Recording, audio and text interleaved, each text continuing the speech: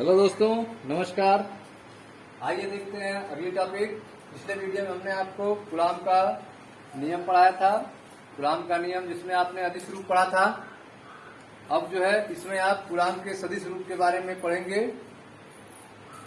Coulomb के नियम का सदिश स्वरूप वेक्टर फॉर्म में बताया जाएगा आपका कूलाम का नियम, जिसमें हम मान और दिशा दोनों के बारे में देखेंगे।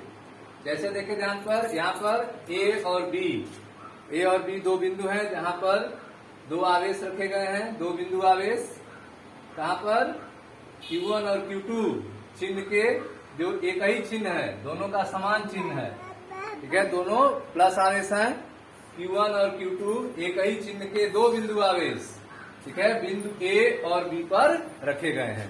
ठीक है, Q1 और Q2 समान चिन्ह के दो बिंदु आवेश बिंदु A और B पर रखे गए हैं। ठीक है, जिनके बीच की दूरी R है। इन दोनों आवेशों के बीच की दूरी कितनी है? R है। ठीक, अब जो है Q1 के कारण, ठीक है, आवेश Q1 के कारण Q2 पर लगने वाला बल, आवेश Q1 के कारण Q2 पर लगने वाला बल वेक्टर F21 है। ठीक है, आवेश Q1 के कारण आवेश Q2 पर लगने वाला बल कितना है? वेक्टर F21 है। ठीक है, आवेश Q2 के कारण Q1 पर लगने वाला बल जो है वेक्टर F12 है। आवेश Q2 के कारण Q1 पर लगने वाला बल वेक्टर F12 है। ठीक है, तो इस तरह से आपने देखा कि माना Q1 और Q2, माना Q1 और Q2 एक ही चिन्ह के दो बिंदु आवेश हैं, जो बिंदु A और B पर निर्वात में रखे गए हैं। बिंदु A और B पर निर्वात में रखे गए हैं। इनके बीच की दूरी R है।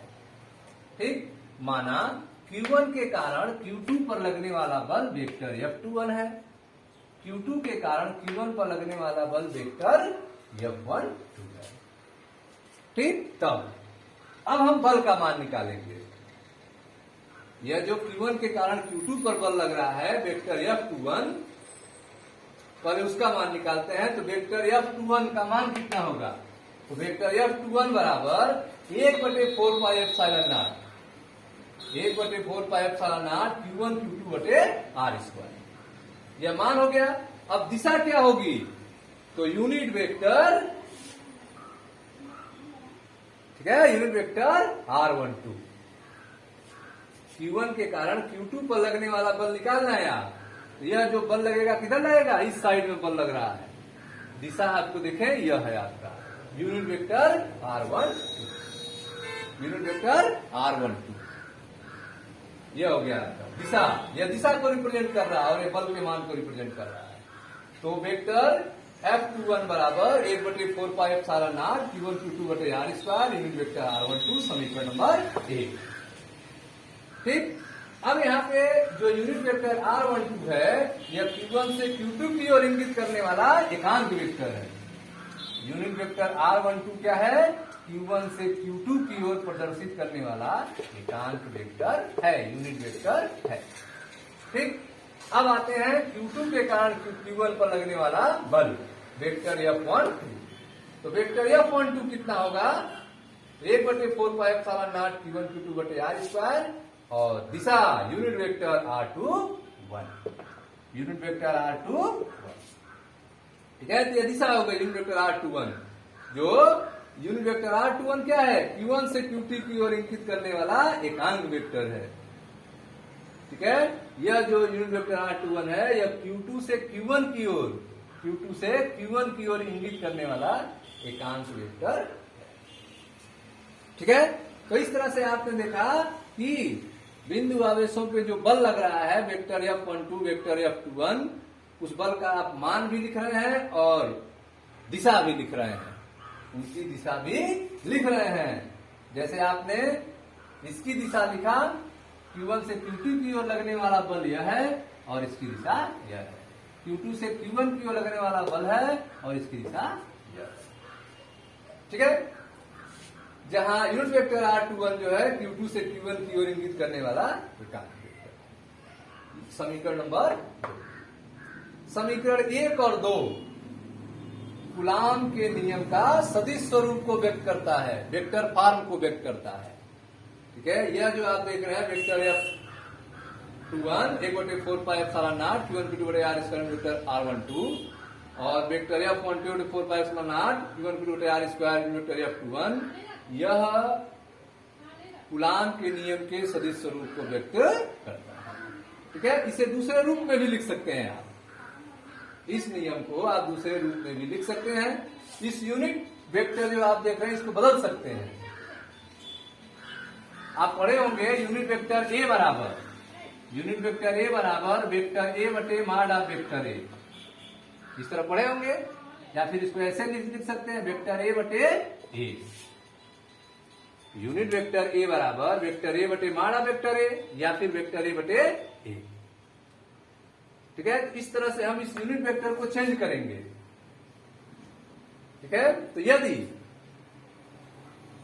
वेक्टर R12 Q1 से Q2 की ओर क्या हो, विस्थापन सदिश हो।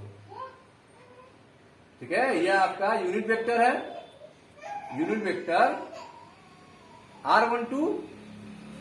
ठीक है, यूनिट वेक्टर R12, इसको क्या लिख सकते हैं, वेक्टर R12 बटे R लिख सकते हैं। जैसे यहां पर आप लिखे यूनिट वेक्टर ए बराबर वेक्टर ए बटे माड ऑफ ए या वेक्टर ए बटे ए, उस फॉर्म में इसको क्या लिखेंगे, यूनिट वेक्टर R12 बराबर वेक्टर R12 बटे R। ठीक है, तो यदि वेक्टर R12 जो है वो Q1 से Q2 की ओर क्या है, विस्थापन सदिश हो, तब हम लिख सकते हैं यूनिट वेक्टर R12 बराबर वेक्टर R12 बटे R। तो यूनिट वेक्टर R12 की जगह क्या लिख सकते हैं, वेक्टर R12 बटे R लिख सकते हैं। तो यह समीकरण क्या हो जाएगा, अतः समीकरण 1 से वेक्टर F21 बराबर 1/4πε0 Q1 Q2 बटे R स्क्वायर, और यूनिट वेक्टर R12 की जगह लिखेंगे वेक्टर R12 बटे R, वेक्टर R12 बटे R। ठीक है, अब यहाँ पे नीचे जो R स्क्वायर है और R है, यह मिलकर R क्यूब हो जाएगा। यह हो जाएगा वेक्टर F21 बराबर, ठीक है ना, वेक्टर F21। ठीक है, 1/4πε0 Q1 Q2 बटे R cube vector R12, vector R12 यह हो जाएगा। यहां पर R क्या है, R विस्थापन सदिश है। R क्या है, विस्थापन सदिश है जो वेक्टर R12 का परिमाण है, अर्थात R बराबर है माड ऑफ वेक्टर R12, R बराबर है माड ऑफ वेक्टर R12।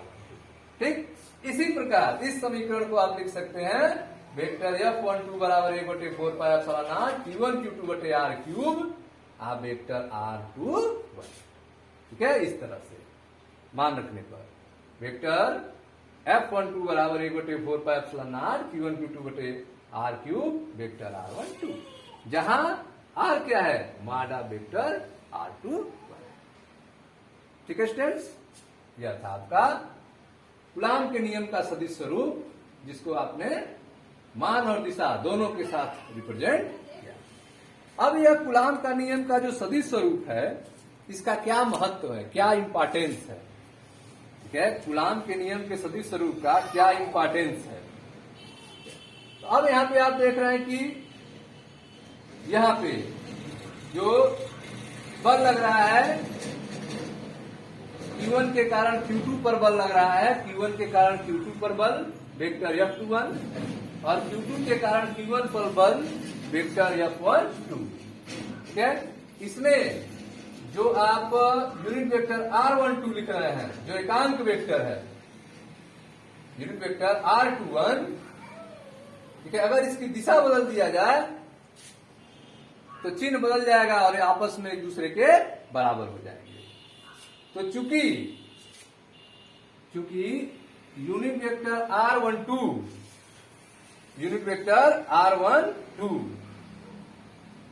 ठीक है, या फिर आप लिख सकते हैं यूनिट वेक्टर R21 बराबर minus unit vector r1 2, unit vector r1 2, ठीक है। तो यूनिट वेक्टर r21 बराबर माइनस यूनिट वेक्टर r1 2, ठीक है। इस तरह हम कर सकते हैं, क्योंकि यूनिट वेक्टर r12 जो है तथा यूनिट वेक्टर r21 विपरीत दिशाओं के एकांक वेक्टर है, विपरीत दिशाओं के एकांक वेक्टर, एक इस दिशा में लग रहा है और एक इस दिशा में लग रहा है। यूनिट वेक्टर r12 इस दिशा में लग रहा है और यूनिट वेक्टर r21 इस दिशा में लग रहा है। तो इनको अगर इसका दिशा बदल देंगे तो माइनस हो जाएगा और एक दूसरे के सीध में हो जाएंगे। तो आप इसको लिख सकते हैं यूनिट वेक्टर r21 बराबर माइनस यूनिट वेक्टर r1, ठीक है। तो इस तरह से समीकरण 1 और 2 को जो बल है, बल को आप भी माइनस करके बराबर कर सकते हैं, अर्थात वेक्टर, ठीक है, F21 बराबर माइनस वेक्टर F12, ठीक है।